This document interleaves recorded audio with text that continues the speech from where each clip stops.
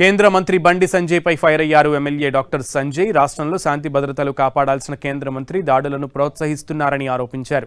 MLA Kaushik Reddy అడిగిన ప్రశ్నలకు సమాధానం చెప్పలేకనే గూండాలతో ఆయన కార్యాలయంపై దాడులు చేయించారంటూ మండిపడ్డారు. రాష్ట్రంలో దాడులు ఈ విధంగా జరుగుతూ ఉంటే, దోపిడీలు జరుగుతుంటే పోలీసులు ఏం చేస్తున్నారని ప్రశ్నించారు ఎమ్మెల్యే సంజయ్. మంత్రి చిల్లర రౌడీలను పెట్టుకొని మాట్లాడే తెలియలేక ఇవాళ ఆ ఎమ్మెల్యే గారి క్యాంప్ ఆఫీస్ మీద దాడి.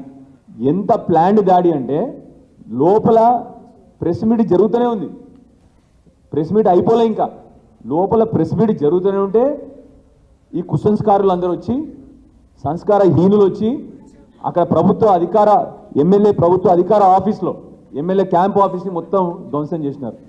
ఇదా బీజేపీ ప్రభుత్వం నడిపిస్తా ఉన్న దేశం? ఇట్లా ఉంటుందా?